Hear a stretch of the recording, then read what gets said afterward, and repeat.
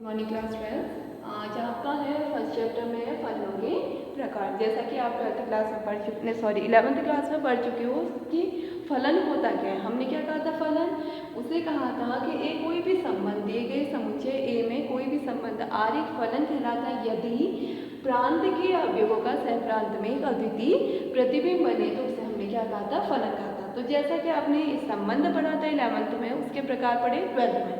तो अब इसी में आपका है, अगर आप फलन पढ़ रखा है आपने किसमें, 11th क्लास में, अब आपका इसी में क्या है, आपका फलों के प्रकार, जिसमें पहला आता है आच्छादक फलन। हम आच्छादक फलन क्या कहते हैं, मैंने आपको जैसे लिखा रखा है उसी से मैं आपको बताती हूँ जिससे कि अच्छे से समझ में आ जाए। यदि फलन के सह प्रांत का प्रत्येक अवयव प्रांत के किसी न किसी अवयव का प्रतिबिंब हो। समझ में वैसे ही आ गया होगा कि हमारे पास हम कहते हैं पहला वाला सह प्रांत क्या है, प्रांत 1 2 3 4 है, यहाँ पर है B A B C supposing. तो मैंने इसमें कहा ये फलन आच्छादक होगा, यानी मैपिंग ए टू बी है। एफ आच्छादक होगा यदि सह प्रांत का प्रत्येक अवयव प्रांत के किसी न किसी अवयव का प्रतिबिंब हो। मान लो कि इसमें कोई अवयव अगर छूट जाएगा, प्रतिबिंब नहीं है, तो वो फलन आपका आच्छादक फलन नहीं होगा। जैसे हमने कहा 1 का प्रतिबिंब ए, 2 का प्रतिबिंब बी, 3 का बी और सी हमने 4 का भी सी ले लिया। तो आपने देखा इसमें सह प्रांत में ए बी सी 3 अवयव थे, तीनों के तीनों अवयव प्रांत के अवयव 1 2 3 में से किसी न किसी का प्रतिबिंब है, कोई भी अवयव इसमें नहीं छूटा है, तो ये फलन आपका क्या होगा, आच्छादक। इसी में अगर मैं एग्जाम्पल ले लूँ 1 2 3 4 5 और यहाँ हमने कह दिया A B C D E F और मान लो इनकी मैपिंग आपकी इस टाइप से है और यहाँ एक जी है।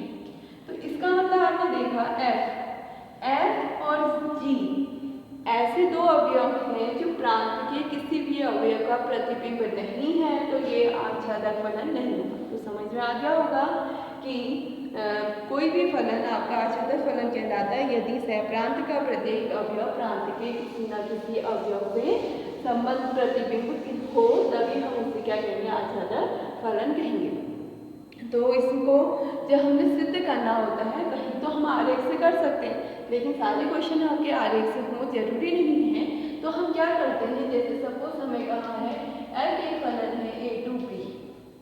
एल क्या है आपका एक फलन ए टू बी, जिसमें ए क्या हो गया आपका प्रांत, बी क्या हो गया सह प्रांत।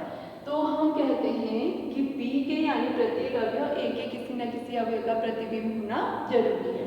तो हमने कहा बी का एक अवयव हमने ले लिया y और a का एक अवयव हमने ले लिया x।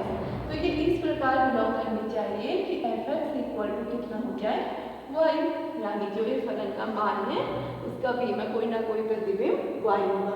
तो जब हमें क्वेश्चन दिए होंगे, वो अभी जब क्वेश्चन आएंगे उस समय ज़्यादा अच्छे से आपको समझ में आएगा कि जब हमें क्वेश्चन दिया होगा, उसमें संबंध दिया होगा, तो हमें आच्छादक सिद्ध करना होगा। आच्छादक सिद्ध करने के लिए हम क्या करेंगे, for every y belongs to b के लिए हम क्या लेंगे, for every y belongs to b के लिए क्या लेते हैं, y बराबर fx लेते हैं, राइट। y का मान fx के बराबर लेंगे, वो आप सब प्रश्न में होंगे आपको। फिर हम यहाँ पर क्या करते हैं, x का जो मान होता है वो y के पदों में ज्ञात करते हैं। किसके पदों में ज्ञात करेंगे, y के पदों, राइट। जब हम x का मान y के पदों में ज्ञात करेंगे तो y क्या है, सह प्रांत b का कोई अवयव। तो इन अवयवों के लिए हम चेक करेंगे क्या x का मान a के अवयव से मैच हो रहा है या नहीं, मैच हो रहा है या नहीं। अगर मैच होगा तो इसका मतलब आच्छादक, अगर मैच एक भी अवयव मैच नहीं होगा तो आच्छादक नहीं होगा। एक्सरसाइज करते समय ज़्यादा समझ में आ जाएगा। सेकेंड इसी में आपका क्या है, अंतःक्षेपी फलन। वैसे आपकी बुक में सिर्फ 2 ही हैं, 3 कह सकते हैं, एक आच्छादक, एक एककी और एक आच्छादक एककी, लेकिन 1 2 मैं एक्स्ट्रा बता रही हूँ यहाँ पर। अंतःक्षेपी फलन इनटू मैपिंग। तो अच्छा एक चीज़ और, मैंने इसमें क्या कहा आपका, जो आपकी मैपिंग आएगी वो y के इक्वल होनी चाहिए, यानी सह प्रांत के इक्वल। तो जो आपका ये fx होगा वो किसके बराबर होगा? दिए गए सहप्रांत के बराबर, दिए गए सहप्रांत के बराबर होगा। यानी एक हम लिख सकते हैं, ये हम x हमारा a का अवयव था, तो f का मान किसके बराबर हो जाएगा? b के बराबर। अंतःक्षेपी भी सेम है, सही है, बस थोड़ा सा अंतर है कि यदि किसी फलन के सहप्रांत में एक या एक से अधिक अवयव ऐसे हो जो प्रांत के किसी भी अवयव का प्रतिबिंब भी ना हो, जैसे मैंने b वाला आपको बताया था, उसमें आपके f और g ऐसे अवयव थे जो प्रांत के किसी भी अवयव का क्या था? प्रतिबिंब नहीं था, वो अंतःक्षेपी हुआ।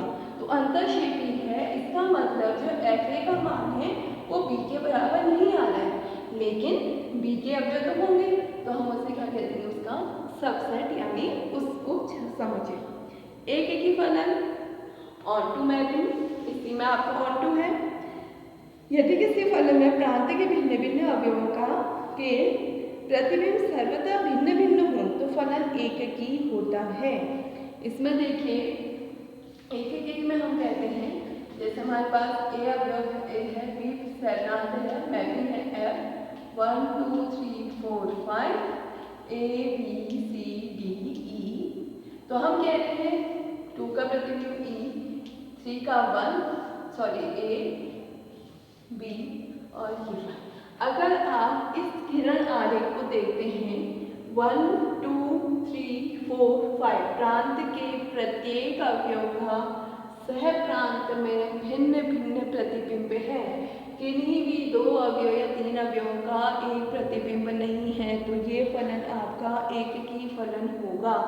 इसमें अगर मान लो आपका 1 का प्रतिबिंब d होता, 1 का प्रतिबिंब e होता, तो ये फलन आपका एककी नहीं होता। इसीलिए कहा जाता है यदि किसी फलन के प्रांत के भिन्न भिन्न अवयवों का सहप्रांत के में भिन्न भिन्न प्रतिबिंब बने तो उसे हम क्या कहते हैं? एककी फलन कहते हैं। अब फिर से वही कि किरण आरेख से सारे क्वेश्चन नहीं हो सकते हैं, कुछ कुछ हो जाएंगे जो इजी होंगे।